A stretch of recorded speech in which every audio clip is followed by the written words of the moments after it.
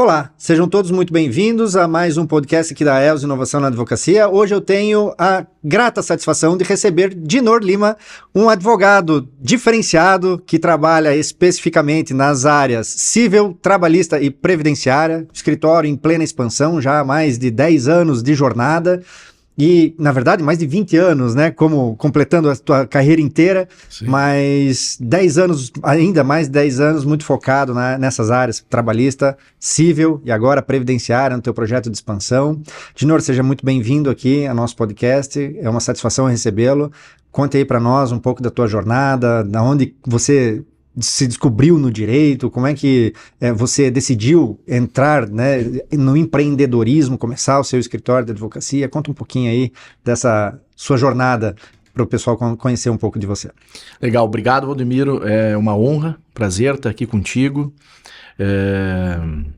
Bom, a advocacia, na verdade, começou na minha vida desde que eu me conheço por gente, né? Meu pai é advogado,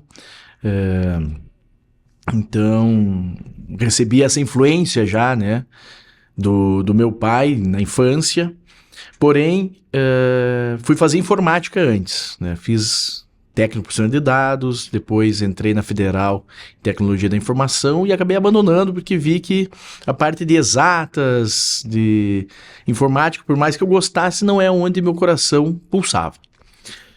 Nesse meio tempo eu me tornei bancário, né, fui trabalhar na Caixa Econômica Federal, concomitante com o vestibular da Federal, eu passei no concurso da Caixa e a Caixa acabou me reaproximando do direito. Como você falou do empreendedorismo, eu sempre tive um olhar empreendedor, um impulso para o lado do empreendedorismo. E já enquanto estava lá no banco, atendia muito advogados e aquilo começou, né, a pulsar e me interessar ainda mais pelo direito, por mais que eu tenha tentado fugir daquela influência do meu pai. O DNA que estava adormecido foi... Exatamente, começou a ser despertado, né? Então, assim, eu adormeci aquela influência, mas por vias transversas, né, ela começou a ser alimentada e muitos clientes falavam, você tem que fazer direito, você entende muito, e aquilo começou a ecoar e um dia, uma cliente que era advogada chegou e falou, tá aberta a inscrição da Faculdade de Curitiba, e eu trabalhava numa agência da Caixa Econômica que era bem próximo da Faculdade de Direito Curitiba, ali no centro. E naquele dia eu saí, final da tarde, fiz minha inscrição, prestei o vestibular e assim, né, comecei a faculdade de Direito, tinha trancado já a informática na Federal. E essa vivência do banco, envolvendo muito com contratos, atendendo muitas pessoas. A Caixa Econômica tem uma peculiaridade que você atende desde da população mais necessitada até o empresário que está lá tomando um empréstimo de repente para renovar um parque fabril, maquinários, né? Então eu falo assim que foi uma grata experiência ter trabalhado na Caixa, me trouxe muita vivência e me desenvolveu como pessoa, como profissional. Me possibilitou ter contato com todas as camadas sociais, né? Então isso foi muito enriquecedor. Então nem chegou um momento, depois de quase 9 anos de banco, que eu me vi numa encruzilhada, me formando em Direito, né, e tendo que optar para advogar ou manter minha carreira estável de empregado público, concursado. Sonho de muita gente. Sonho de muita gente, com algumas regalias, vamos chamar assim, de uma zona de conforto. Né? De certa forma, a sociedade até dá uma pressãozinha para isso, né? Para que a gente vá para esse caminho, né? Exatamente. Até, assim, quando eu entrei na Caixa, a Caixa tinha ficado 10 anos sem fazer concurso aqui para o Polo Paraná, até acho que sul do país, mas vou falar do que eu tenho certeza. O Polo Paraná ali fazia mais de 10 anos que não havia contratações novas. Então, quando eu entrei, eu era muito jovem e tinha colegas já com uma baita experiência de vida, né, até de outras gerações. E todos falavam para mim, não faça isso. Não largue o certo pelo duvidoso. A advocacia não é fácil. Tem muito advogado formado com AB e que quer entrar num concurso público que você está querendo sair. Né?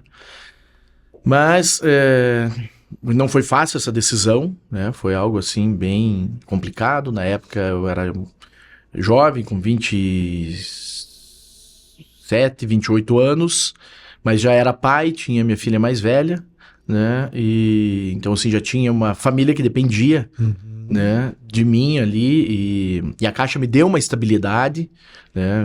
Assim, eu fui promovido muito rápido na Caixa, então eu tinha uma boa remuneração na época para um jovem solteiro. Quando eu entrei na Caixa, fui promovido, era assim, uma remuneração acima da média Do né, mercado, assim. do Né? mercado, acima da média dos meus colegas até, Aham. né, que estavam em situações parecidas, ou até na faculdade, assim.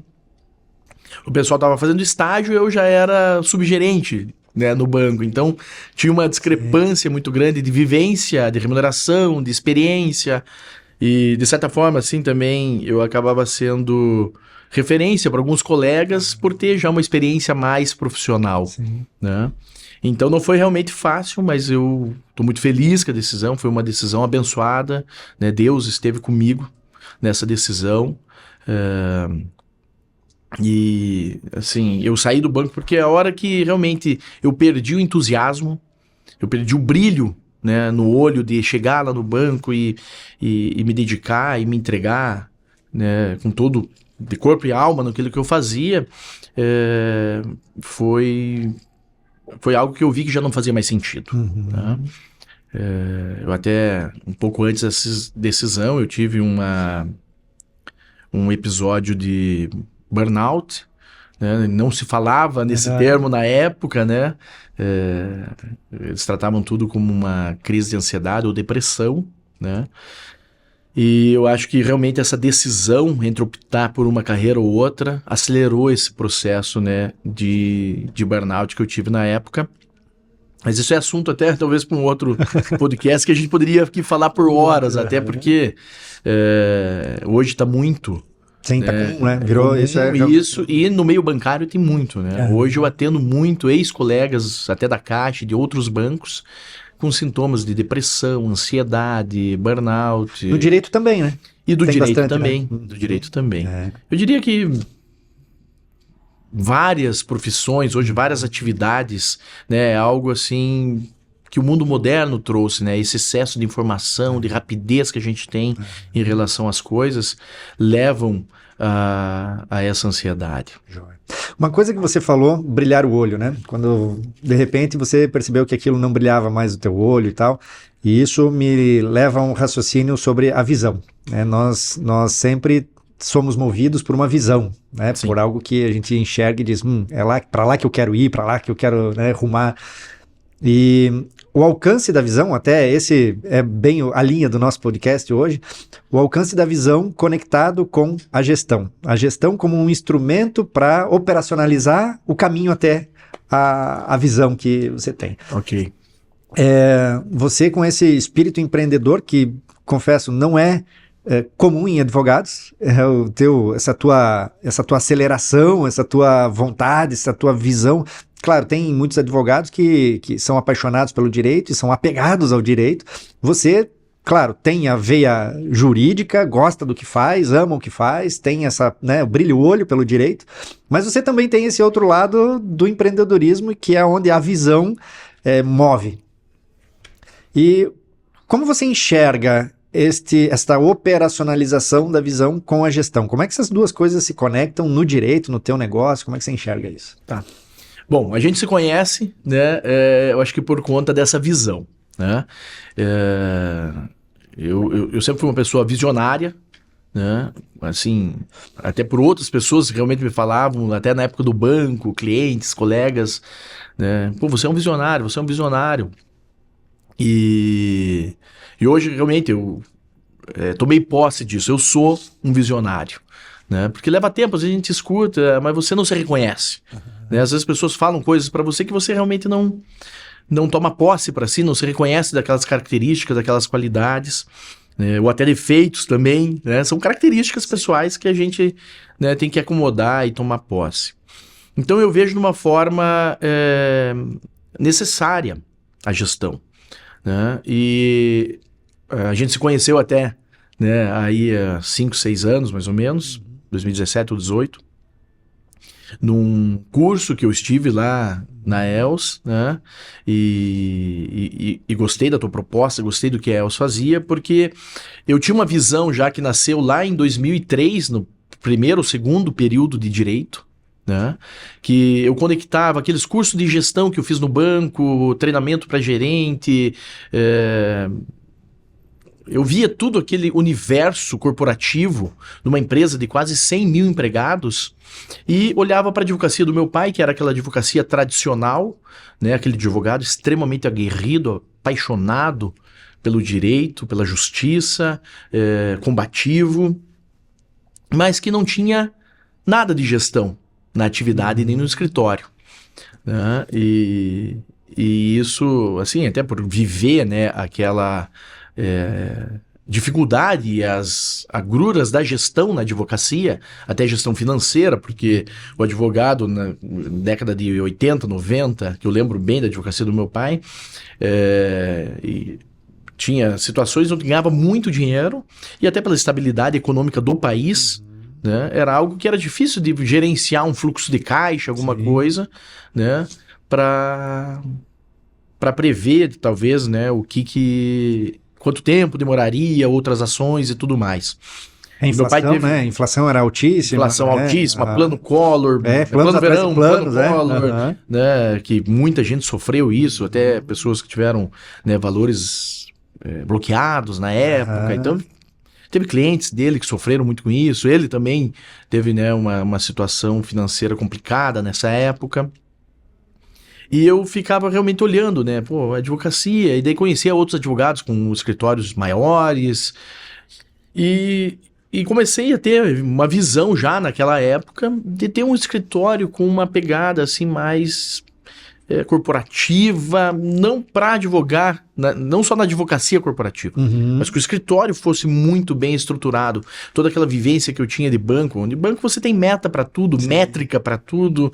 Então, eu brincava até que o banco cobrava até o ar que a gente respirava ali dentro, seja do cliente externo ou do cliente interno. Passou da porta. Passou pela porta giratória, você não sabe, mas você tá pagando, né? E até hoje, assim, tem muitos bancos que é serviço grátis. Quando o serviço é grátis, você é o produto, exato, né? Exato. Então, é aquela frase, né, que é muito falada, que não existe almoço grátis, é uma verdade, né? Alguma coisa está sendo cobrado. E eu pensava assim, como trazer isso para a advocacia?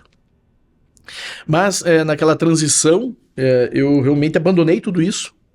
Abandonei aquele rapaz que tinha sido formado para ser um gestor, e me tornei um advogado. E entrei de cabeça na advocacia, de corpo e alma, né? E me realizei muito na advocacia.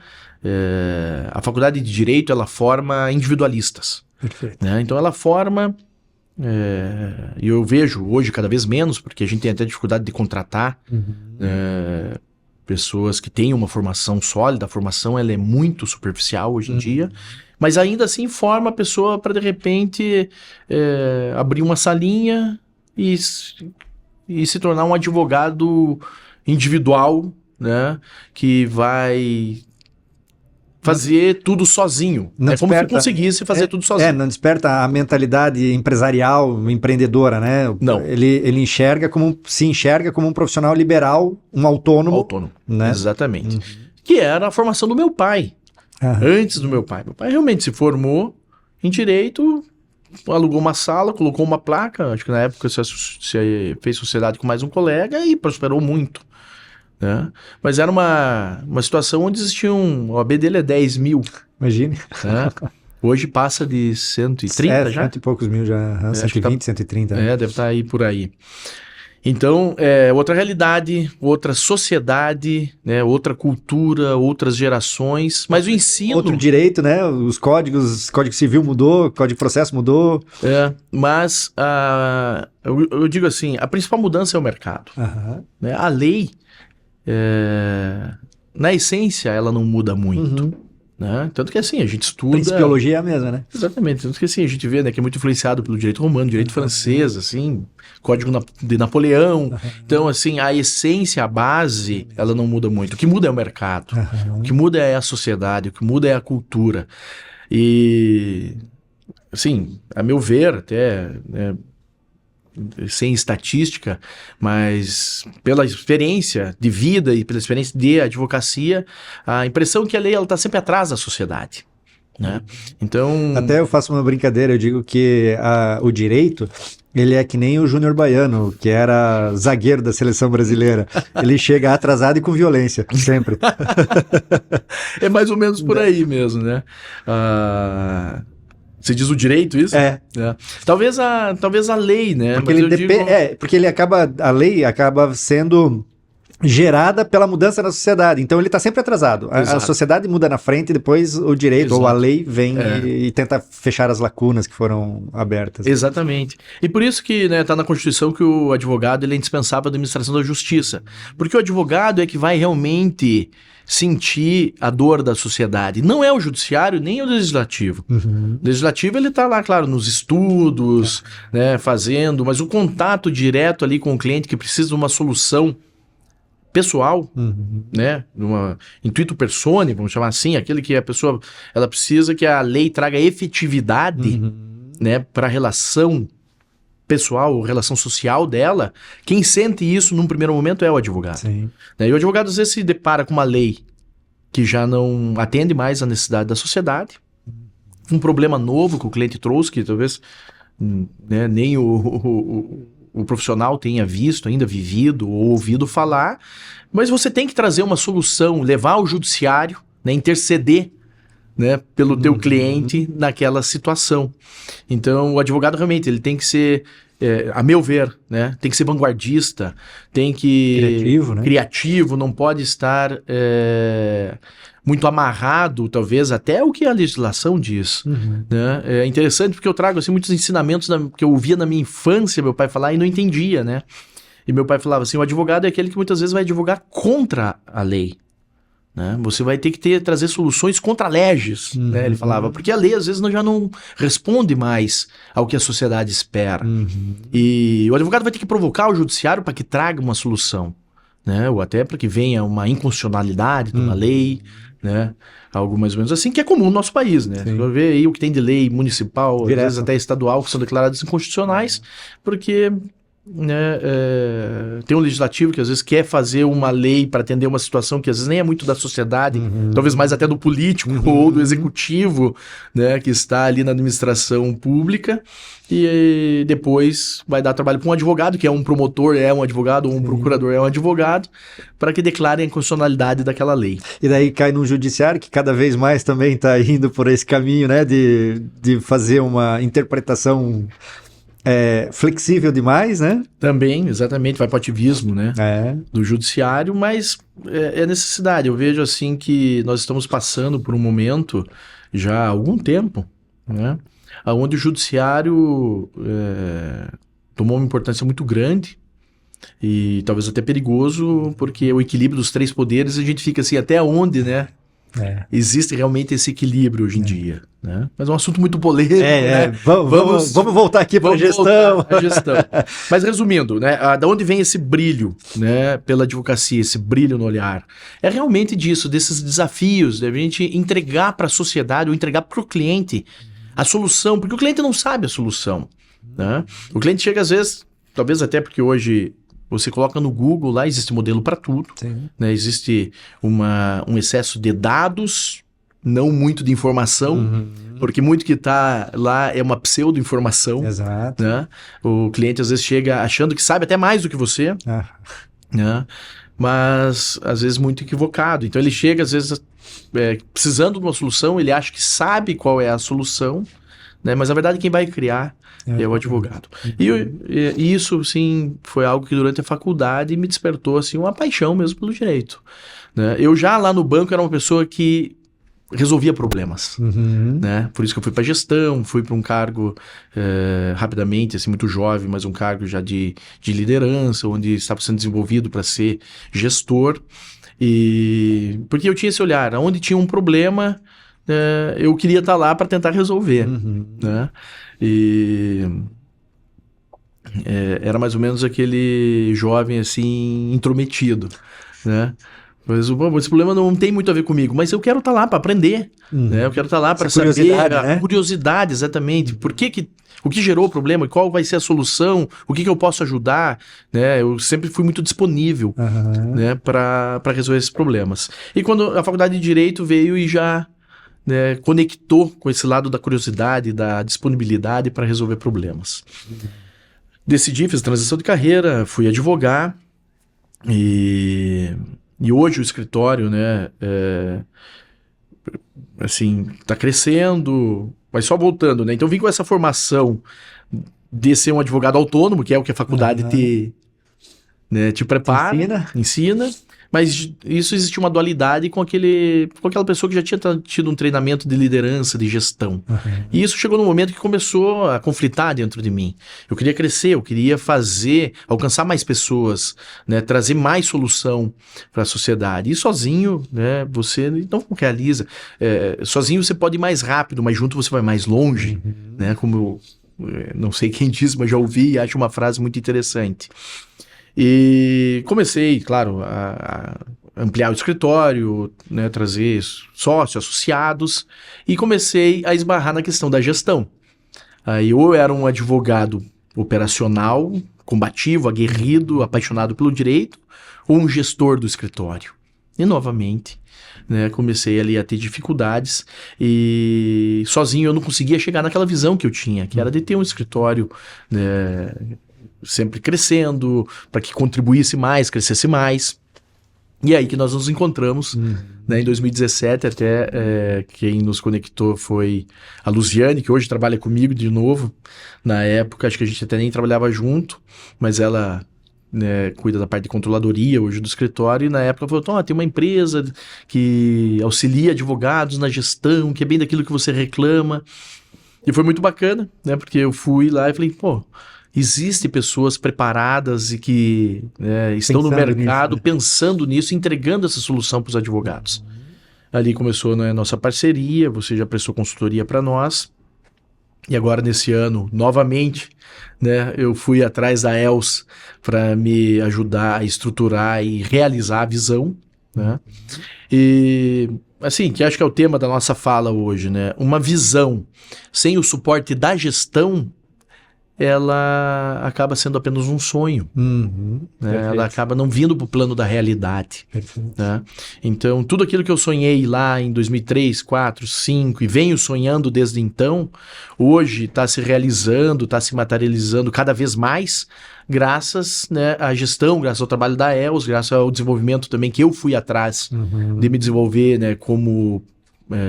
a parte de desenvolvimento humano mesmo, de liderança, de autoconhecimento, né? Você trabalhar soft skills, né, que falam hoje, porque eu sempre fui uma pessoa muito da parte teórica, de derrubar livro, ler, estudar muito na área do direito. Mas na área de desenvolvimento humano, de liderança, de pessoas, eu achava que, né, tinha tido isso no banco e tinha abandonado. Né? Eu achava que isso é natural, a gente... todo mundo tem, ou todo mundo tem, e não é uma verdade, né? Certíssimo. Você sabe, nesses últimos 13 meses, aí eu investi muito tempo e muito dinheiro nesse desenvolvimento, e isso foi fantástico, porque quando você investe em você mesmo e naquilo que você gosta, que no meu caso... né, do que você ama, que é a advocacia, eu amo a advocacia, você recebe muito mais do que você investiu. Eu investi talvez perto de R$500 mil já, em vários cursos, imersões, viagens com grupos de mentoria, viagens com empresários de vários segmentos, né? Entrei para grupos de mentoria, onde tem um grupo de mentoria que só eu sou advogado, né, e participo. E isso me trouxe uma visão. Então essa visão ela vai se ampliando, certo, né? Ela vai se ampliando. Eu digo assim, a gente vai tirando de repente a viseira do direito, a viseira exatamente que a faculdade nos colocou, né? Do advogado, exatamente, do que a faculdade às vezes coloca, né? Porque você tem um foco ali na solução jurídica, técnica, né? No hard skills, né? Mas o hard skills, de certa forma, é mais fácil você adquirir, né? Você busca lá curso de atualização, de aprofundamento em processo civil. Tem vários, né?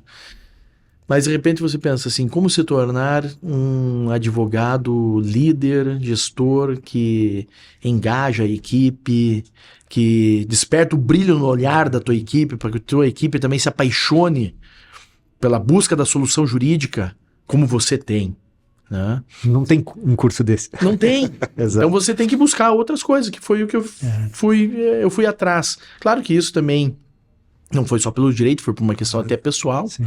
né? Como você sabe, eu tenho 3 filhas, né? Uma de 18, uma de 11 e outra de 3 anos. Então eu digo que eu tenho que ser um pai para de 18, outro para de 11 e outro para de 3. E Assim como você tem que ser um líder diferente para cada pessoa dentro da tua organização, né? Exatamente. Não tem como ser. Exatamente. E daí é algo que eu sempre discuti. Eu e meu pai, a gente nunca trabalhou juntos no mesmo escritório, né? Ele sempre teve o escritório dele, hoje aposentado, e eu o meu escritório, trabalhei em outros escritórios também. Mas sempre fomos muito parceiros, cúmplices. Meu pai ainda é uma referência para mim na profissão e eu troco muita ideia com ele. E eu sempre perguntava assim, pai, quanto o senhor investiu na advocacia? Né? Ou o senhor só tirou da advocacia? Boa. E eu vejo muito advogado repetir isso. Meu pai, na verdade, ele falou, pois nunca parei para pensar nisso. Eu acho que eu só tirei da advocacia. Eu não devolvi nada para ela, né? E eu digo, é um privilégio de ter ele como um espelho, uma referência, né? Para pisar naquelas pegadas que ele acertou e desviar daquelas que ele errou. Eu não preciso cometer os mesmos erros. Então isso muito cedo, muito jovem, eu falava, eu tenho que devolver para a advocacia. E cada real, cada hora que eu invisto para me tornar um melhor advogado, um melhor gestor, um melhor parceiro do meu cliente, né? Porque o advogado ele é um parceiro de soluções, né? Eu vejo que cada real que eu invisto talvez me retorne 10, 100, né?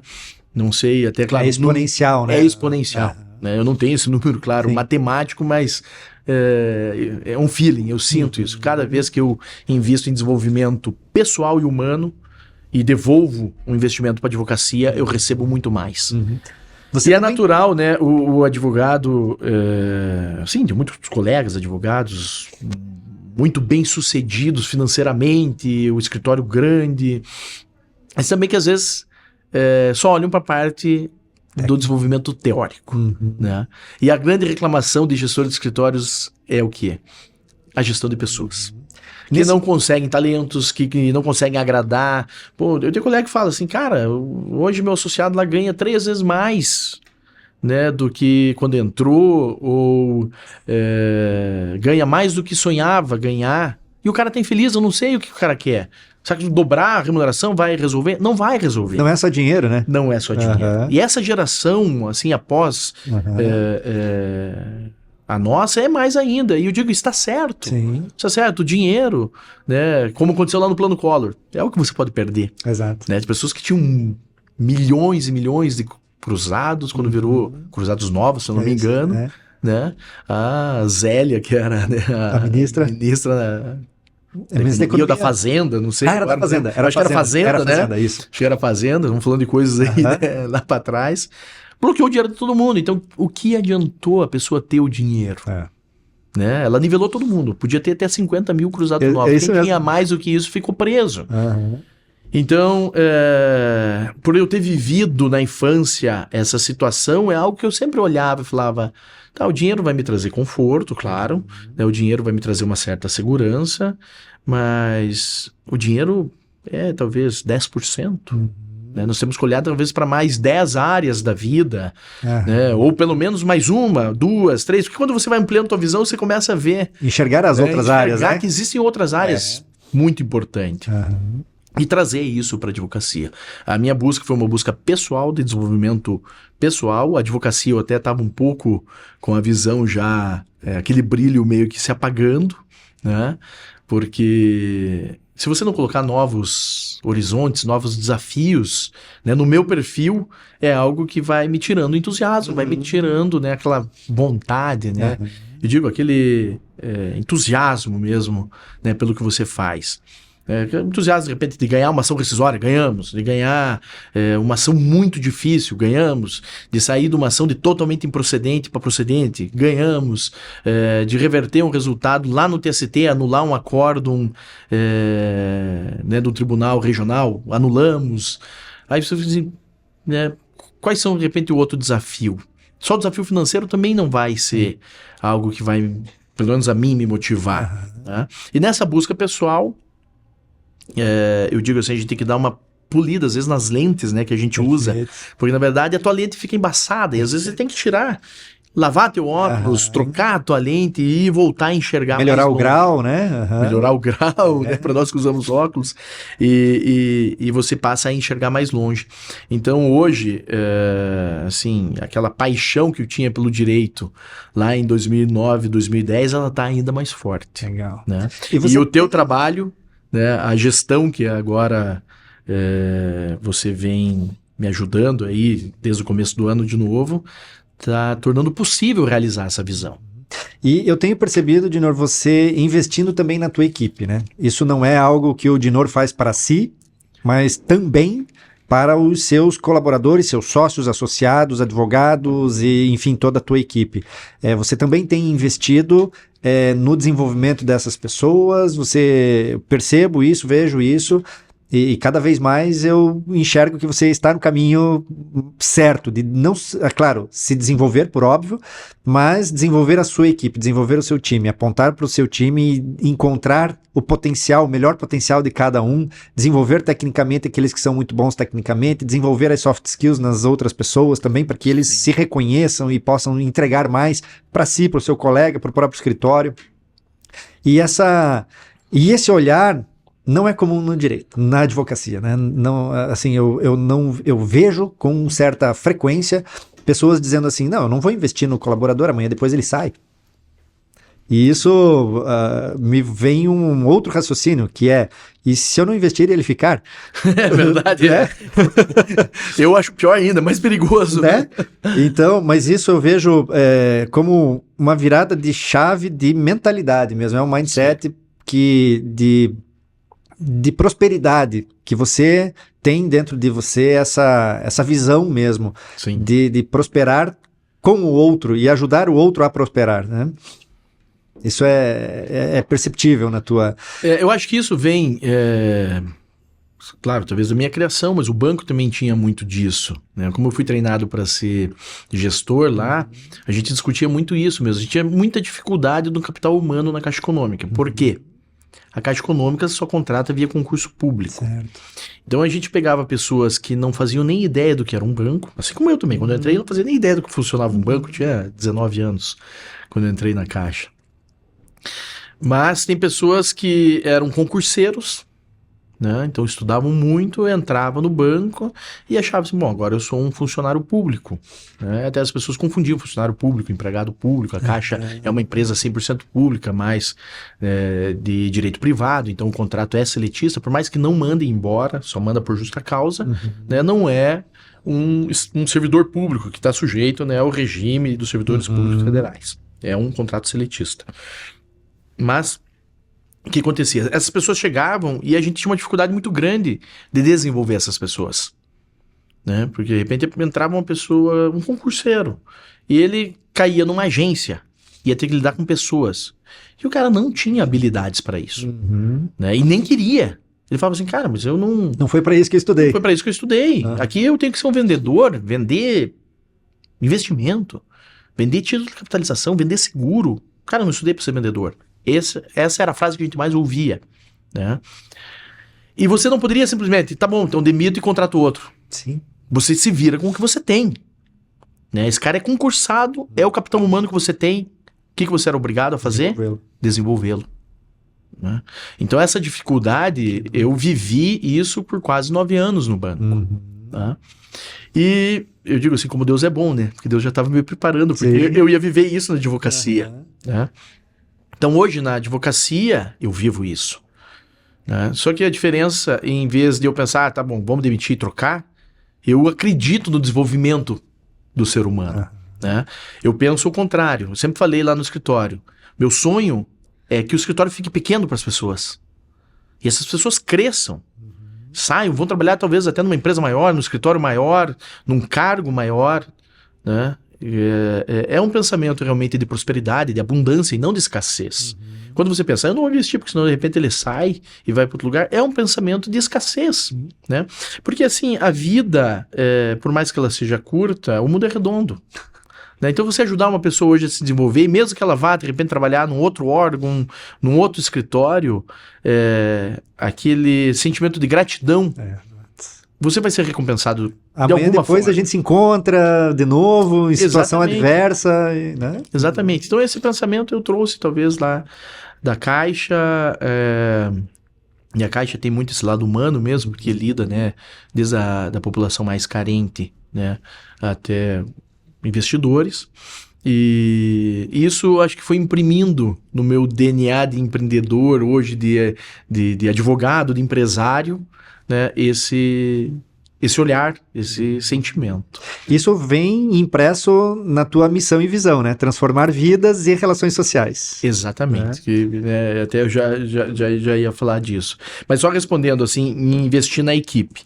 Eu fiquei quase que 1 ano, assim, um pouco mais ausente até da gestão administrativa do escritório, para poder me focar nessas imersões, nesses cursos. Teve um curso que eu já realizei 5 vezes o mesmo curso, né, que é desenvolvimento humano, e as pessoas que me conhecem mais próximo até brincam, né, falam, cara, mas fazer 5 vezes o mesmo curso, você tem algum problema que você não aprendeu? Né? Isso me faz lembrar quando a gente na faculdade lia Habermas, que eu lia 10 vezes a mesma página e ele continuava não entendendo nada. Então, e é quase isso, porque né, você quando faz um curso desse que é bem aprofundado, assim, você vai olhar para você, vai olhar para tuas emoções, vai olhar para tuas limitações, vai olhar até pela tua visão, e é próprio do advogado ser muito orgulhoso, um ego até inflado, né? Porque é próprio, você é treinado para a batalha, né? A faculdade ela te prepara para uma advocacia até mais contenciosa do que consultiva, né? E eu, naturalmente, até pela minha personalidade, eu sou combativo, eu gosto do embate, eu gosto do desafio. Você vai se colocando... Você entra numa armadura. Né? E eu vejo que isso é meio comum nos advogados. Né? Então você olha para o advogado assim, ele está dentro de uma armadura. Então, assim, e a armadura, ao mesmo tempo que ela passa a impressão de ser algo forte, algo bom, ela é uma prisão. Perfeito. Né? Muitas pessoas não pensam nisso. Pensam assim, não, cara, mas eu estou extremamente forte e protegido. Tudo bem, mas ao mesmo tempo você está preso. Né? Como é que você cresce? Como é que você enxerga? Até se a gente pensar na armadura mesmo medieval, né? Você tem um visor aqui muito restrito. Perfeito, né? Muito restrito. E a advocacia, o exercício até da advocacia, a formação do advogado, ele faz isso. Né? Você fica com uma visão assim curta e muito preparado para uma guerra. Né? De repente você está guerreando com você mesmo. É uma visão meio monocular mesmo. Exatamente. Você fala, pô, legal, mas você não precisa estar sempre guerreando. Exato. Né? E esse curso é mais ou menos isso. Você arrancar essa armadura que você de repente ficou 20 anos construindo, você não tira numa vez só. Exato. Né? Então você vai tirando aos poucos. É uma transformação, né? Uma transformação o que tá na tua mentalidade. É o que está na tua missão mesmo, né? É transformar. Exatamente. E a advocacia, né, o escritório, quando eu tive algumas experiências, fui sócio no escritório, depois saí, montei um outro escritório, depois fechei ou deixei ele stand-by e trabalhei num grande escritório por 4 anos e pouco, depois reabri de novo, sozinho, né, com minha esposa, o Lima e Villani, que é nosso escritório hoje. E lá em 2016 eu escrevi, né, uma missão, visão, valores, com aquele conhecimento que eu tinha lá do banco de gestão. E depois desse 1 ano de transformação, eu sentei, né, nós sentamos e quando a gente conversou no começo do ano, eu falei assim, eu quero reescrever. Né? Porque essa missão, essa visão, os valores, né, ficaram, boa parte deles, mas a missão e a visão já não falava mais, né, com o que realmente eu fazia na advocacia. Eu precisava traduzir isso de uma forma assim mais mais real, mais algo que fosse O DNA mesmo, o né? DNA, exatamente, da nossa empresa. E hoje a missão do escritório é transformar vidas e relações pessoais através da advocacia, que é algo que a gente vem fazendo, né, aí há mais de 15 anos, né, e que eu quero fazer cada vez mais. É aí que brilha meu olho, né? Antes brilhava meu olho com uma sentença de procedência, né, e depois o acórdão e o trânsito em julgado, né? Hoje, mais do que isso, o quanto essa procedência, essa, ou até um acordo, ou um trabalho consultivo, ou uma consultoria, transformou uma vida ou transformou uma relação social. Né? Se ao final do nosso trabalho a gente olhar e ver assim, transformou aqui, trouxe a solução que o empresário precisava, né? Ou trouxe o direito que o trabalhador precisava e esse valor que ele está recebendo hoje transformou a vida dele, transformou a casa dele. Isso vale tanto ou até mais que os honorários que a gente recebe. Tem um propósito, né, né? muito grande por trás disso, né? Exatamente. Sensacional. Tem que ter esse propósito. E nós, lá no escritório, graças a Deus, a gente tem, assim, inúmeros relatos de que isso aconteceu. Então, pessoas que foram... É isso que eu queria te perguntar. Tem algum caso aí que você possa compartilhar? Claro, segurando aí, né, as peculiaridades, o nome do cliente, etc., que a gente não pode divulgar, mas conta aí alguns casos desses transformadores que vocês tiveram a oportunidade de atender lá. Temos vários casos, né? Me vem à mente, assim, caso de empregado da Caixa Econômica demitido por justa causa, por ter supostamente concedido crédito ou ter dado prejuízo para o banco, né? E a gente ter anulado isso, revertido, a pessoa ter sido reintegrada, né? São processos longos, às vezes demoram para trazer realmente o bem da vida, né? Aquela entrega do resultado. Às vezes demora. Alguns a gente consegue ganhar liminar, né? Mas teve casos que demorou 5, 6 anos, né? E eu vejo que tudo tem um porquê, né? Eu amo o que eu faço e eu comparo a advocacia realmente, o processo, né? O processo, eu falo, ele tem vida própria, né? Tem vida própria, tem características próprias e tem variáveis que você não controla. O mesmo processo para pessoas diferentes. Exatamente, vai ter resultados diferentes. Você, assim, o escritório tem um padrão, a gente atende ali bancários, muitos bancários, desde Caixa Econômica, Banco do Brasil e bancos privados, Santander, Bradesco, HSBC, atendemos muito quando houve, né, a venda do HSBC para o Bradesco. E, bom, enfim, todos os bancos e outras empresas também, e de todos os níveis, né? A nossa advocacia, ela hoje muito, digamos assim, a grande maioria é bancário, né? Mas a gente atende diretor de empresa, a gente entende Caixa Econômica, já atendi pessoas que foram vice-presidentes, né? Cargos de vice-presidência, cargos de nível de diretoria. Então, mas a gente tem um padrão, vamos pegar lá mesmo cargo, um gerente de conta, né, que às vezes trabalhou com outro gerente de conta na mesma agência, a gente entra com o mesmo processo. Um tem um resultado, o outro tem um resultado às vezes totalmente diferente, e tomam caminhos. Por isso que eu digo, tem uma linha de vida, ele tem uma característica própria e uma vida própria. Né? Eu sempre, às vezes até para explicar para o cliente, porque o cliente chega para mim, doutor, eu não entendi, Dinor, como assim? Né? Você fez o cliente do meu amigo. Pô, nós viemos junto aqui no escritório. O dele deu mais de R$1 milhão. O meu, de repente, não chegou nem nisso, nem perto disso. Né? E eu respondo assim para os clientes, né? Quando são pessoas assim, já um pouco mais maduras, vividas. Você tem filhos? Ah, tenho. Quantos? 2. É o padrão hoje, né? A pessoa tem 2, 3 no máximo. Hoje, quando tem 3, já é fora da curva, né? É um empolgado feito nós. Quando tem mais de 3, então, aí o cara é muito corajoso. O cara fala, tenho 2. Eu falei, beleza. Teus filhos são iguais? Não. Mas você não deu a mesma criação? Dei. Então, o processo é mais ou menos isso. Eu digo assim, o pai é o mesmo, né? O pai é o mesmo processo, mas dei o mesmo empenho. Coloquei o corpo e alma e coração, né, na defesa do teu direito, mas cada filho tomou um caminho próprio. Então tem variáveis que a gente realmente não controla, né? A jurisprudência do país é bem oscilante, a gente tem, acho que cada vez mais está polarizado, então a gente tem realmente juízes, né, com suas ideologias, né? O magistrado, ele tem o direito, né, a possibilidade de decidir conforme seu livre convencimento, desde que fundamentado, né? Então a gente não pode esquecer, ainda mais hoje em dia com inteligência artificial e tudo mais, que o magistrado também é uma pessoa. Né? Ele vai decidir conforme suas convicções pessoais. Não existe neutralidade axiológica que a gente estuda na faculdade. Exatamente, né? Ele é o dever ser, né? Exato. Né?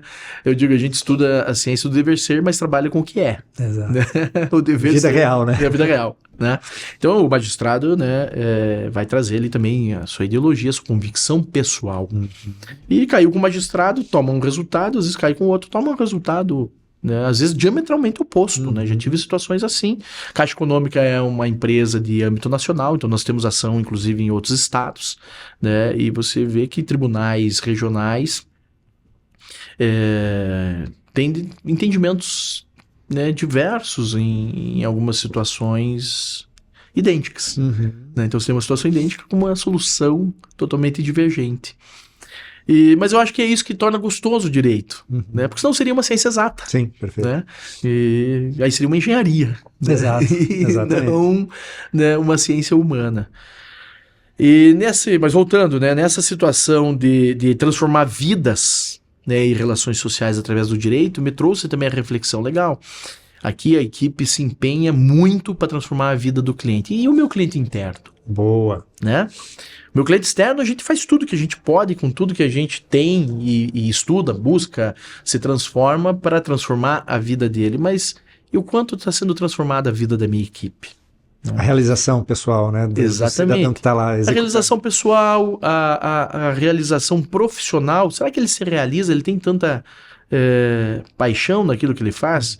Porque eu vendo isso para o cliente. Sim. É o cliente que vai me procurar, ele vai de repente olhar para o Dinor, para o meu sócio, o Vinícius, para a Viviane, para o Mazur, para as pessoas que trabalham comigo, o Caio, enfim, né, a equipe do escritório, e vai ver talvez aquela mesma vontade, aquele mesmo entusiasmo de cumprir a nossa missão de transformar as vidas ou transformar as relações sociais. Vai enxergar a cultura, né? Exatamente. Né, que daí, né, é o que você dá aula sobre isso, até onde essa cultura, né, essa missão, ela realmente se transforma numa cultura da empresa, do escritório. E por isso que hoje a gente investe, né, no desenvolvimento pessoal, né, da nossa equipe. Inclusive amanhã, né, nós vamos ter um treinamento com uma pessoa que não é da área jurídica, né? Ela é uma empreendedora, tem formação em marketing, ela é coach, ela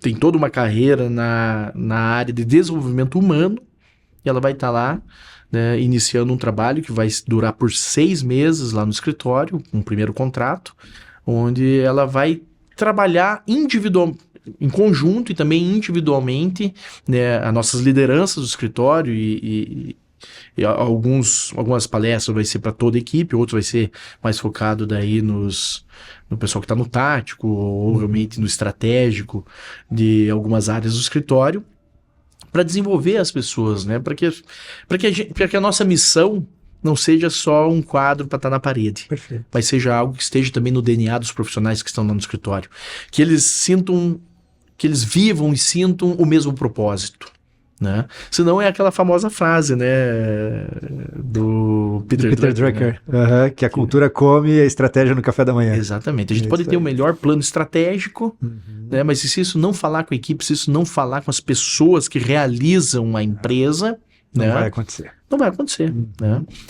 E esse conhecimento, essa vivência que eu trouxe do mundo corporativo sempre me trouxe a certeza de que sozinho eu não faria nada.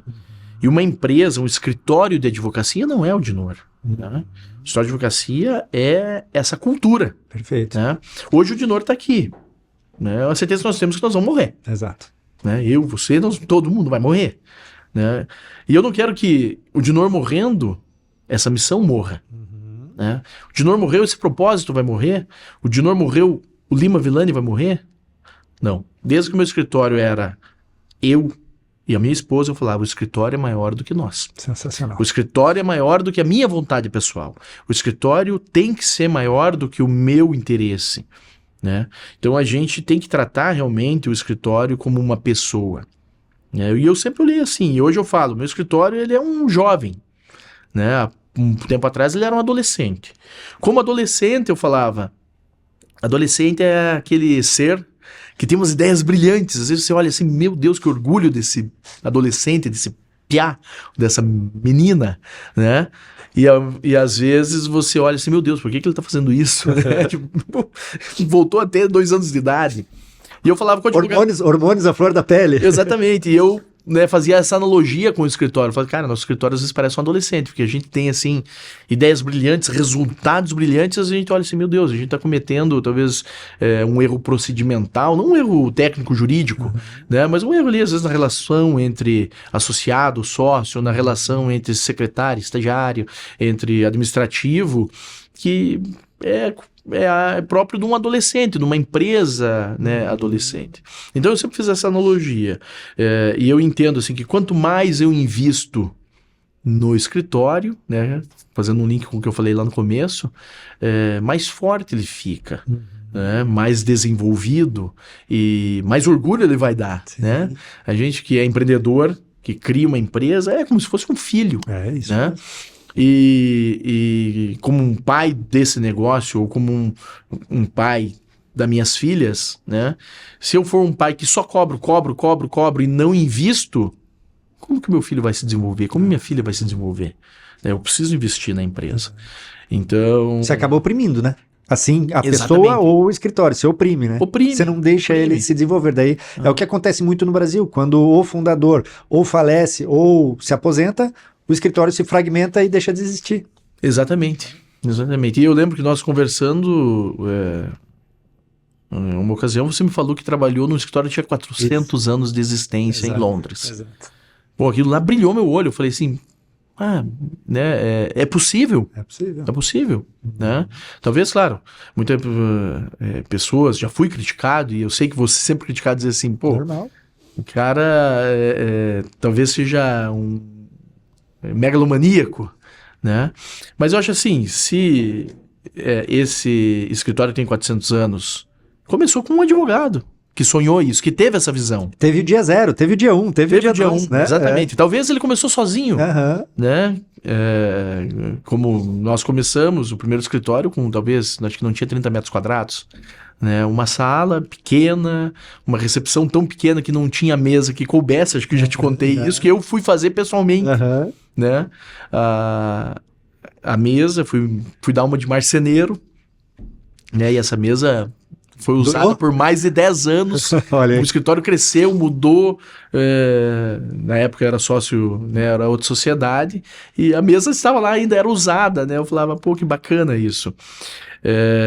Talvez esse escritório de Londres também começou com uma escrivaninha, né? 400 anos atrás. Acho que nem máquina de escrever tinha, né? Não tinha. Então, talvez caneta de pena. Exatamente, inteiro, né? Então, talvez esse advogado começou com E na sala da casa.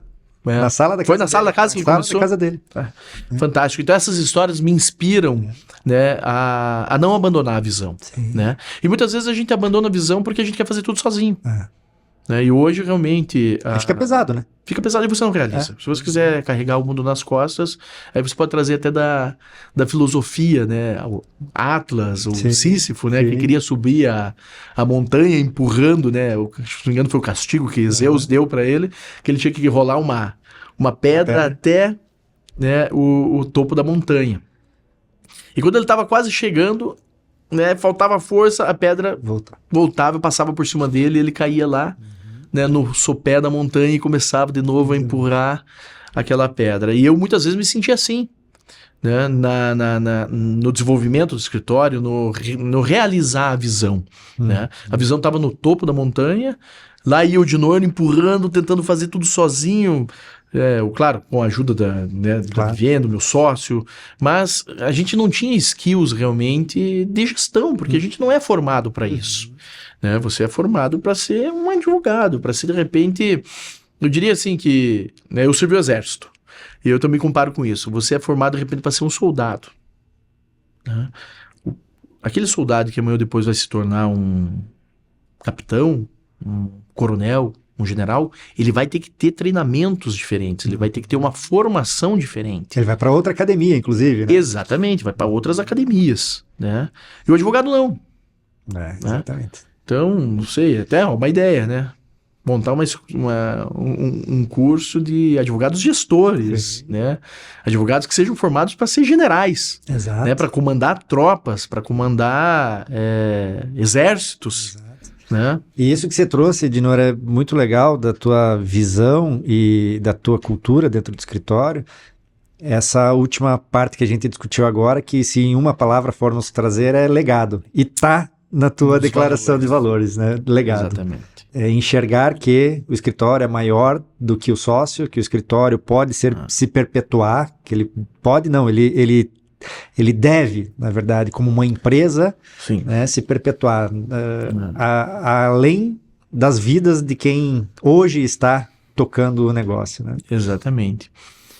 E, assim, foi interessante que esse valor, até quem trouxe essa palavra, né, foi uma outra pessoa do escritório, isso estava latente, né, na discussão, e ele falou, mano, acho que isso é legado. Né? Eu falei, fantástico, exatamente. Né? O legado tem que ser um valor da nossa empresa, né? E eu acho que para que a gente deixe um legado, a gente tem que realmente se despir da armadura e tomar uma atitude de humildade, né? Porque assim como um pai, se ele quer mostrar para o filho que ele só acerta, que ele só nunca errou na vida, acaba oprimindo o filho. Exato. Né? Acaba oprimindo o filho vai dizer assim, eu não sou tão perfeito como meu pai, porque meu pai é um cara perfeito. A gente já olha pro pai como herói, né? Exatamente. Naturalmente. Ainda o pai não mostra suas falhas ao longo do caminho, fica inatingível, né? Fica ser... Exatamente, inatingível. E isso acaba danificando a identidade do filho, né? E às vezes você como um líder, né? Ou vamos chamar assim como... o sócio majoritário, ou a pessoa que sonhou o escritório, criou o escritório, se você também não mostrar, às vezes, as suas fraquezas, o que você precisa, às vezes, abandonar mesmo, até de características, atitudes, e tomar uma atitude diferenciada, você não comunica com a equipe, né? Isso faz me lembrar o livro do Augusto Cury, né, que é o maior líder da história, que ele, né, fala sobre Jesus Cristo, né? Que Jesus veio para salvar a humanidade, para ser, né, nosso Deus, é o rei, né? Mas ele veio num papel de servo, né? E veio a servir. Né? Então, liderar realmente é servir. Exato. Né? E, na verdade, o trabalho do advogado como prestador de serviço é servir. Né? Então eu falo assim, né, os valores lá da nossa empresa é servir a sociedade, né? Servir com serviços jurídicos, mas que transformem as relações sociais, transformem vidas, que tragam solução. Né? Esse é o motor do nosso escritório. Claro, como empresa é ganhar dinheiro. Sim. Uma empresa que não gera lucro não existe, né? Ou está fadada ao fracasso. Né? Mas isso tem que ser assim, é algo que eu aprendi muito cedo, né? O dinheiro ele vai ser consequência de um trabalho bem realizado, né? Então, o escritório ele vai prosperar se a gente estiver realmente cumprindo a nossa missão, a nossa visão e sem abandonar nenhum dos nossos valores. Aqueles valores têm que ser respirados lá dentro do escritório, tem que estar no DNA da equipe, tem que estar na cultura da empresa. Muito bem. Você falou de motor. E o motor do Lima e Villani tá que nem um avião para decolar, a todo vapor, né? A toda força. Fala um pouco sobre a expansão. Legal. O que tem por aí? Eu diria assim, então comparando ao motor, né? Eu diria que o Lima Villani ele tá numa oficina de preparação de motor. Boa. Né? Então vamos pegar assim, talvez... todo mundo conhece carro turbo, né? Até da nossa geração era algo assim, a gente gostava muito de carro, né? E daí você pensa assim, o carro ele sai de fábrica, né, com características comuns. Aham. Vamos chamar assim, características médias, né? E o Lima Villani é um escritório médio, né? Hoje nós estamos numa preparação do motor. Então estamos lá fazendo toda o serviço, a tarefa de casa, né?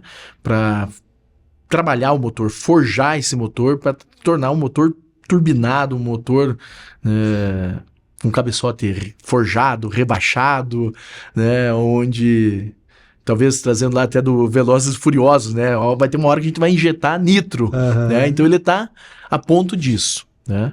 Nós estamos num trabalho de expansão do escritório, então estamos investindo na equipe, expandindo a equipe, já colocamos um pé em Alphaville e Barueri, São Paulo, né? Então estamos lá com uma filial que está na fase, né, do projeto arquitetônico e deve estar já inaugurada aí meados de outubro, eu acredito, no mais tardar novembro, né? Então vamos expandir aí a nossa atuação, né? Além de... Hoje a gente já tem uma atuação forte em Curitiba, algumas cidades do interior, temos clientes no interior de São Paulo, temos clientes em São Paulo capital, temos clientes em Brasília, né? Hoje, com a pandemia, isso acelerou muito, né? Então começou a clientes de outros estados nos procurar, né, por indicação, como a Caixa Econômica tem essa capilaridade, né, o Banco do Brasil também, e outros bancos estão instalados em todos os estados. Às vezes a gente tem um cliente que trabalhou num banco, foi nosso cliente e foi transferido para outro estado, né, e chega lá, conhece uma pessoa que precisa de uma assessoria jurídica especializada, né, na situação do trabalhador bancário, acaba nos indicando e a gente começou a atender.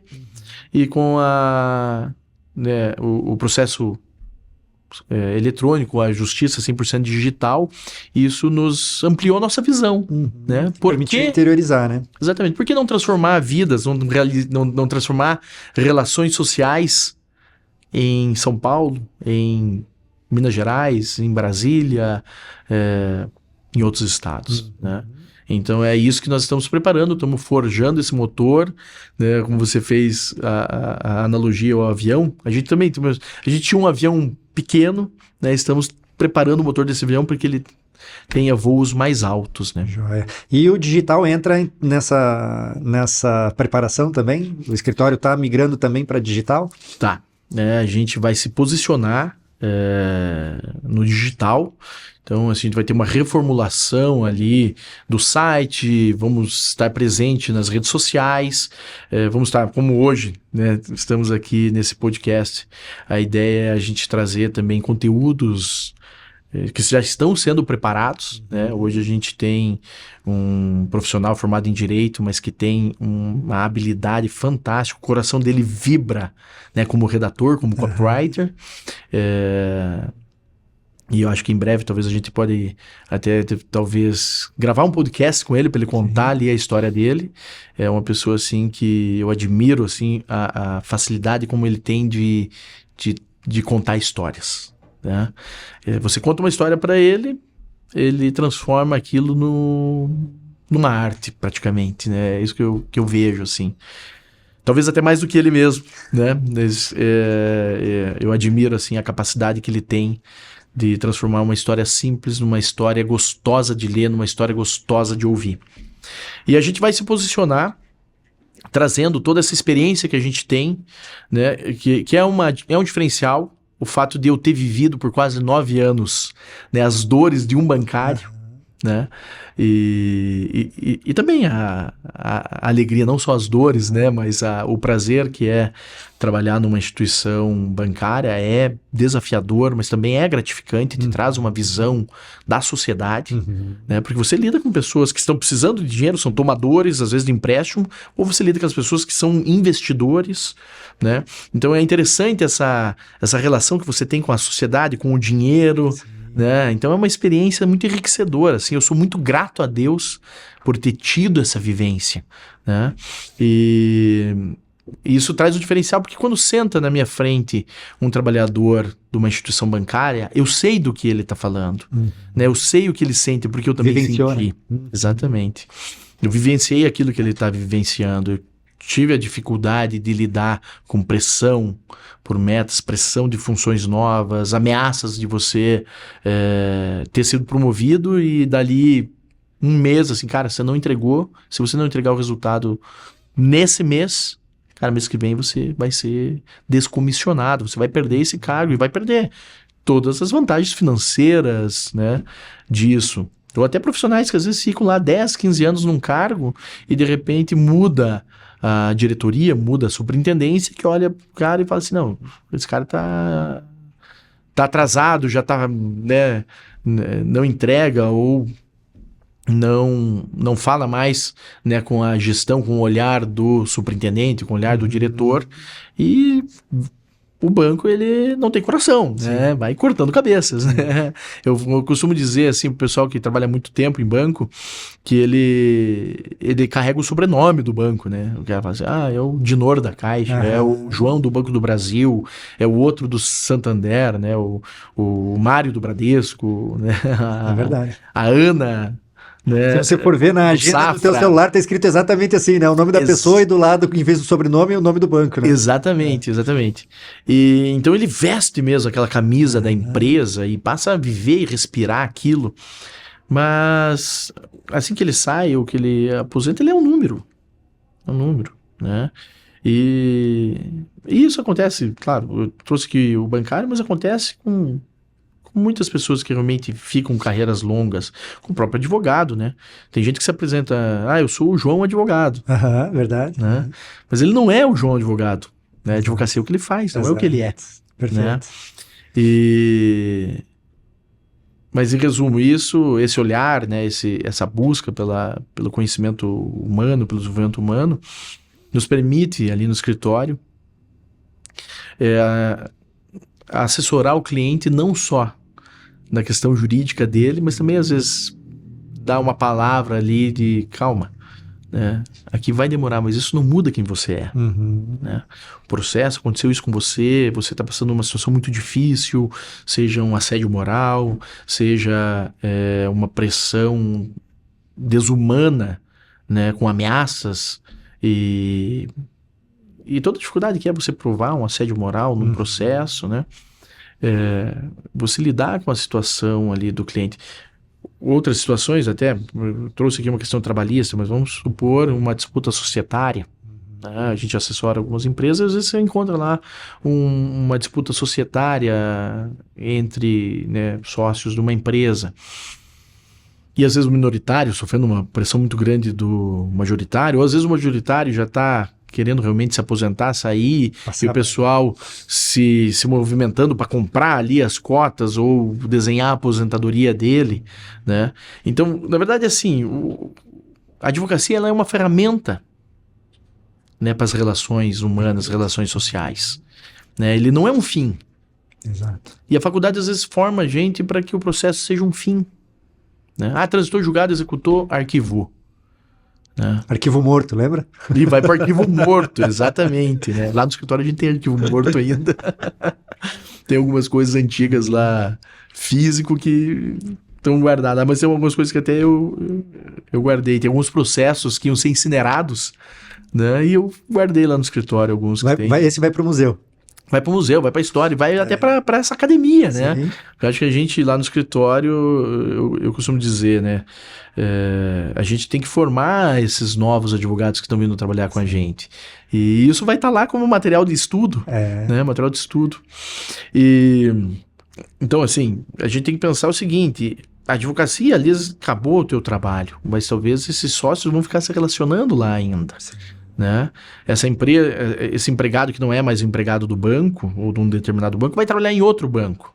E aquela experiência que ele teve do processo, aquela experiência que ele teve às vezes numa situação difícil que ele viveu numa empresa, vai preparar ele para trabalhar melhor na outra.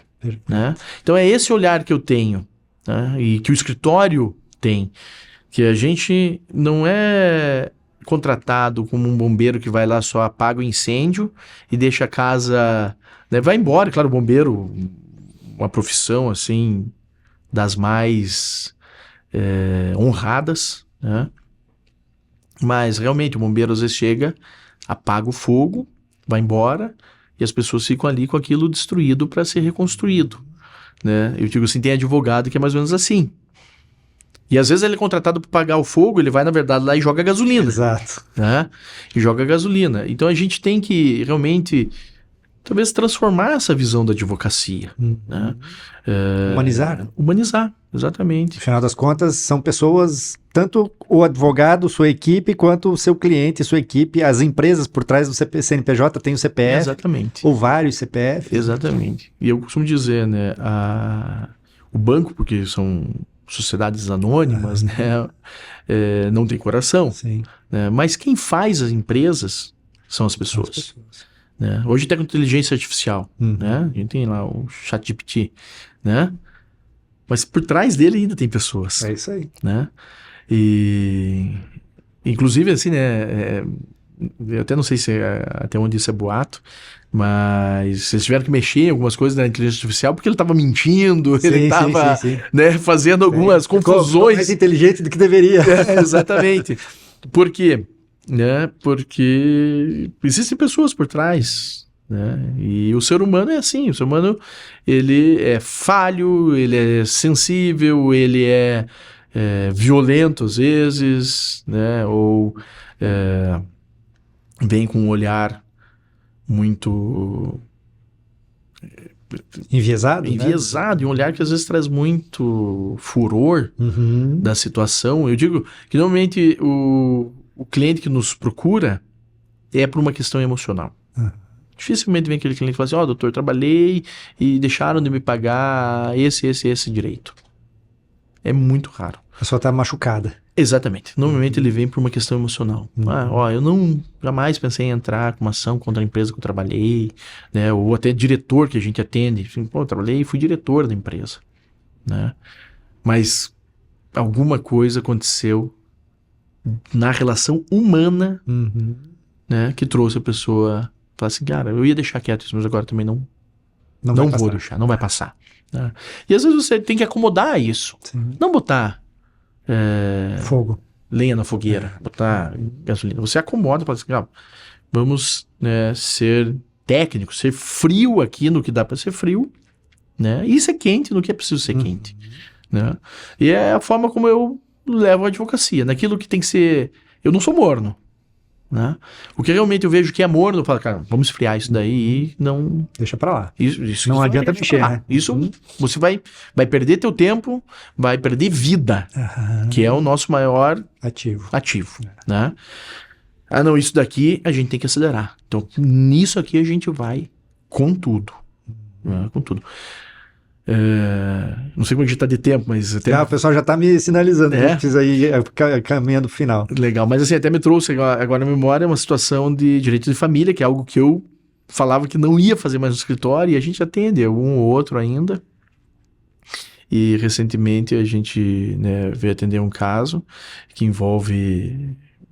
assim, uma situação familiar mesmo, né?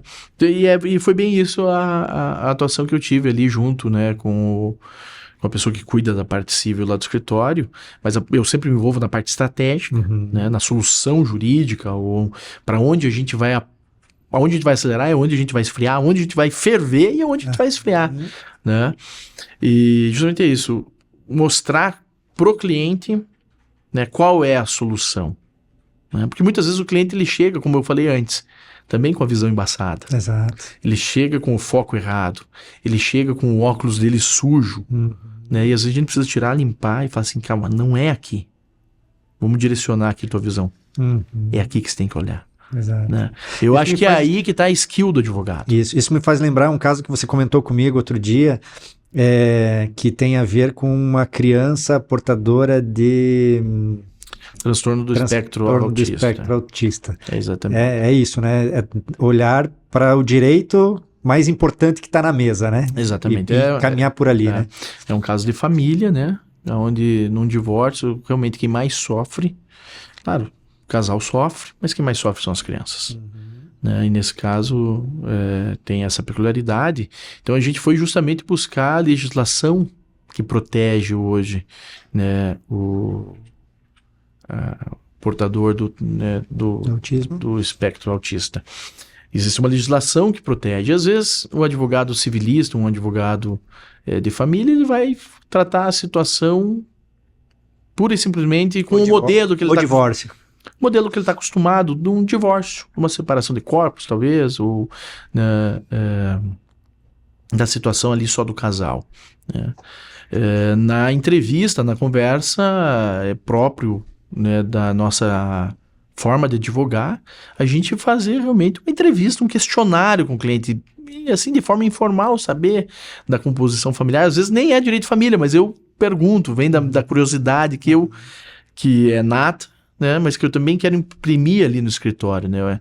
O cliente, às vezes, ele tem a solução. O cliente vai ajudar o advogado a trazer a solução. Para isso, a gente precisa conversar com o cliente. Né? A gente precisa saber fazer as perguntas. Né? Saber tirar dele as informações que vão trazer um diferencial na solução jurídica. E nesse caso, né, ela acabou abrindo para nós essa situação e a gente foi, né, fundamentar muito nessa parte da legislação de proteção, né, da criança com transtorno do espectro autista. E eu acho que isso é o diferencial do escritório. Né? A gente tem um olhar sistêmico. A gente tem uma visão ampla, né, do problema do cliente. Eu tenho alguns empresários, né, e eu não olho só estou com um problema fiscal, vamos supor. A gente tem que olhar os desdobramentos desse problema fiscal. Né? Ou estou com um problema de contrato bancário, de empréstimo, a empresa pandemia, por exemplo. Né? Mas empresas não conseguiram cumprir seus compromissos e estão... aquela onda, né, aquele tsunami que foi, né, a pandemia, ela reverbera até agora. Né? Então você olhar, às vezes, de repente, a gente tentar aqui segurar isso, uma moratória, uma revisional, alguma coisa, para que a empresa, né, tome fôlego, se recupere. Né? Então, às vezes, não olhar só aquela ação, como a gente falou ali, buscando só apenas o trânsito em julgado de uma procedência e tudo mais. Olhar de uma forma, né, mais ampla, ampliando sempre a nossa visão. Perfeito. Muito bom. Dinor, muitíssimo obrigado pela tua presença aqui, foi um papo muito, muito bom mesmo, a gente conseguiu aprofundar bastante aí e demonstrar, eu acho que esse foi o grande ponto alto da nossa conversa, demonstrar como a cultura impacta no negócio. Com certeza. Eu que agradeço e mais uma vez quero aqui agradecer, né, a Els, esse suporte, né, essa expertise, esse conhecimento em gestão que está permitindo que o Lima Villani amplie cada vez mais a visão, realize a nossa visão, porque sem esse suporte da gestão, eu acho que eu posso fechar a fala com aquilo que eu disse. A visão às vezes acaba virando só um sonho, né? E com a gestão a gente torna a visão uma realidade. Isso aí. Joia. Muito obrigado, Dinor. Valeu. Pessoal, se gostaram, deixa um joinha aqui embaixo, se inscreve no canal. Forte abraço. Até a próxima.